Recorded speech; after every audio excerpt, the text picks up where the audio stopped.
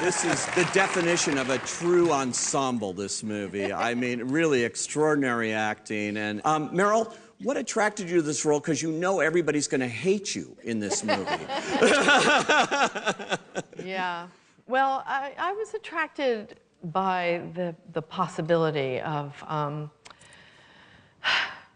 taking this amazing, amazing play, and the screenplay was, the play is 3 hours and 11 minutes, and I think the movie's under an hour at least, less than that. And yet it retains something of the original, which was really strong, funny, and tough-minded. And so I loved the screenplay. I really loved the possibility of working with actors like these people here. I always thought it was interesting that he named her Violet, because just with an N, you know, she'd be violent. And I thought that association was always on my mind. Her mind was so turbulent, and she was smart and funny, and she knew that, but everything else had been cut off, you know. And so she was punishing the world for her own wrecked life. And it was satisfying to play that kind of character. Had you all seen the play before you did this? I know, Margot, you sort of like had your eyes on the movie version here, right? I wanted to do the movie. I thought it would be a movie. You did, yes. Yes, I did. No, I had no idea when I saw it. I thought, that's a great play. That's a great evening in the theater. This is what the theater's for. You know, this is it. Well, 3 hours and it flies. You know, you just can't believe it. Yeah, it's fantastic. Yeah. But I love that. I loved the part so much that I thought that the woman that did it on stage, Rondi Reed, was so perfect that I had no interest in doing it, because I didn't think that I could bring anything new, but I thought maybe the movie would be the right place for me to do it. And you get that role immortally forever. Julia Roberts, I thought, was terrific in this film. Yes, really wonderful. Really good. Absolutely. You talk about working with her, and I'm looking at the poster in back of you there, and looking at that scene, the physicality where you're just like all over each other. Was that tough to That's do? the part I blacked out on. Because actually, well, if you've ever been in a real fight, probably you have, because you're a guy, right? Oh, but No, I love peace. And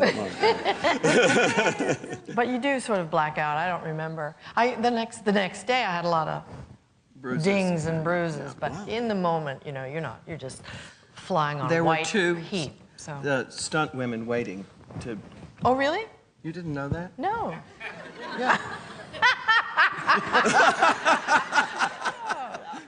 Yeah. You did all your own stunts, we're now finding out.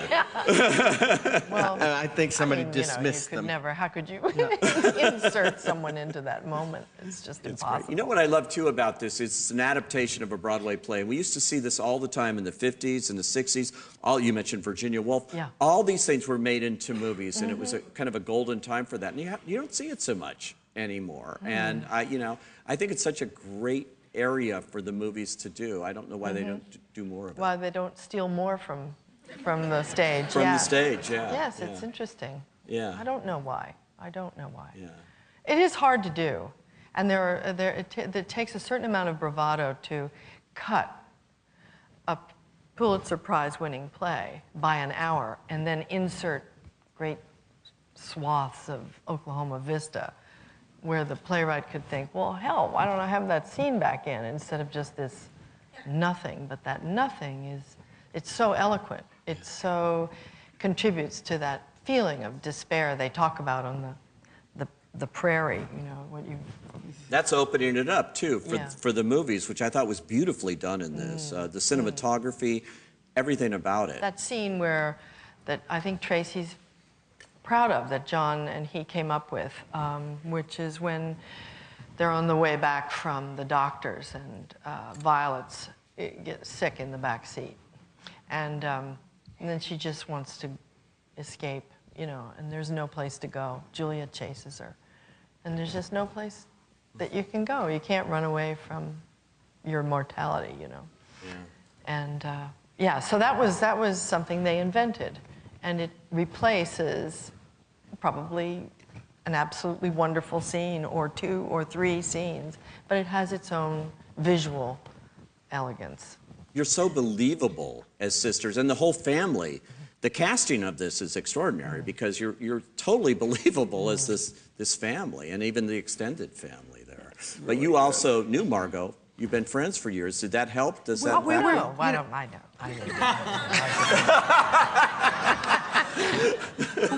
We worked together before In little Marvin's room, Marvin's yeah. room, and Yeah. First Do No Harm. Yeah, First Do No Harm, yeah. Yeah. But that was just But little we were glancing things, and Really, we didn't. you know, I would say we were acquaintances. She was Yeah. very friendly when I'd see her. Yeah, She acted like she knew me. yeah. You know, but she didn't come over with her jammies on like she did on this. Now, Abigail, you're an Academy Award-nominated actress. You've had quite a career, but I imagine walking into this set with these actors might have been, it would have been intimidating to me. I don't know. What was it like for you?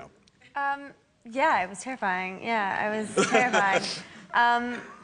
Well, I mean, it was one of those things where, like, I had auditioned, and then I didn't find out for about 3.5 months that I got it.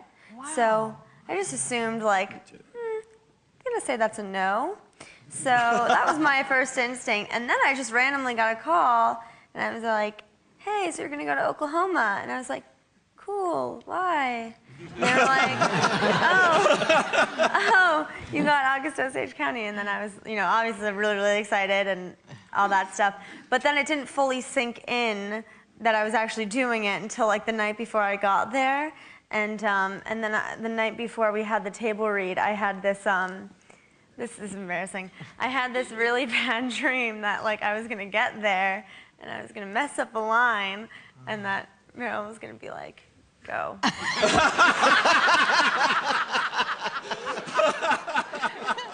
Yeah, but who messed up the most? No.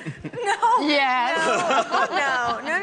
I was just like terrified, but then that didn't happen, and it was swell. Good. That first reading was great, wasn't it? Yeah, it was It was great. It Yeah, was it was really awesome. a kick. And I tell you what Tracy said, which I thought was, you know, we're all going, kind of looking to him to see if he likes sort of. Yeah, you kind we of were feel worried about a little bit worried. Does Tracy like what we're doing? Yeah. And Tracy said the only person I cared about at the table was Sam Shepard. That's right. He was nervous about Sam because Sam's like his hero. Oh, so my God. everybody was, Yeah, it was you know, really kinda wild. working Everybody up. had a different level of pressure Oh, on yeah. this. Yeah. On this. How many days did you shoot this? What was it like? We don't know. Yeah, I think it was 9 weeks or something. 9 weeks. Oh, okay. Yeah, I know it was over 2 months. Somebody said yesterday 41 days. 41 days. Oh, Oh. wow, not bad. Fast. Now, do we have any questions in the audience? Okay, yes. Hi. Okay, you're all award and award-nominated actresses.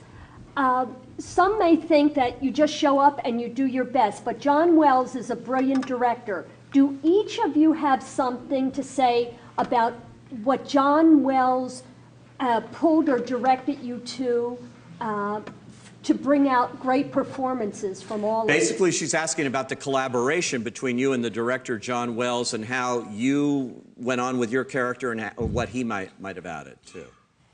Well, I don't know how you feel about this, but for me, often the greatest directors pull stuff without you even knowing that you're being manipulated. In fact, you feel completely free.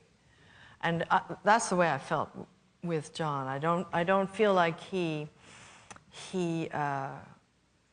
was, I mean, he wasn't in at the table all the time saying, now try this, now try that, at all. And the bravest, most confident directors put together the elements that they want. He wrote the screenplay with Tracy. And then they sit back and they see what you bring. And that, they know that they'll use what they want, they'll throw away what they don't. And they have the confidence and the sort of mastery of what they're doing to understand what the nature of this collaborative art form is. What do you think? Well, what I think is also what he did that was very, and I didn't even know this was happening, but we had a week of rehearsal-ish. It was sort of like a rehearsal before you rehearsed a play. It would be like what I'd like to do when I do a play again, is do what we did. We sat on the porch of that house in that environment and read through the scenes and then talked about our stories and our relationships. And I think he had done about 18 months of work before we started. Yeah. He was incredibly thorough. Yeah. And it was invisible. Mm-hmm. Mm-hmm. What did you find with John? Yeah, I mean, I loved working with him. I think that, you know, he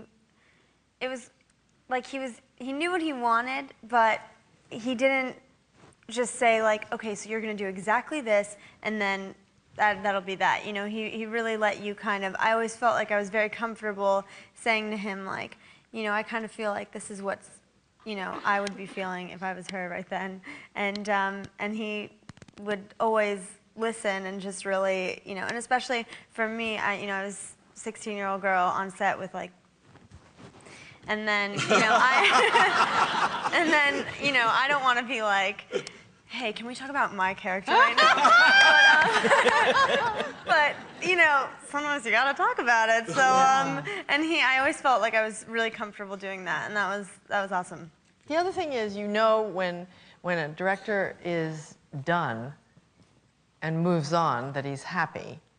And generally, when I felt like that was a good one, he'd say, okay, now let's move on. And so you knew that he recognized the best work, and he didn't do anything more than what he needed. Yes, right there.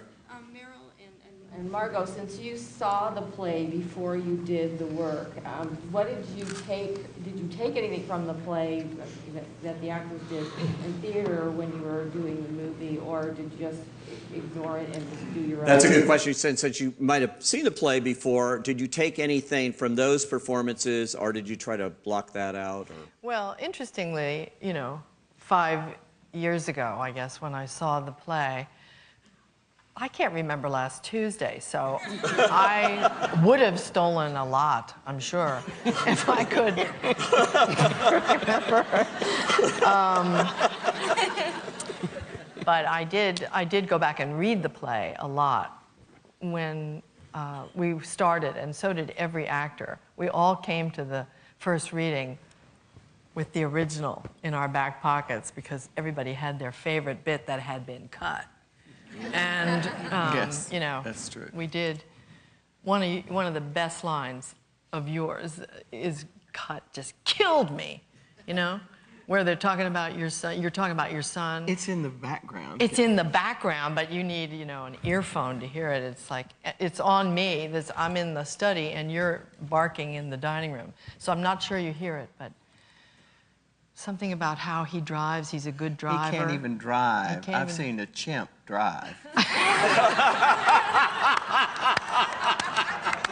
That's great. That's very funny. Yeah. Very funny. It's gone.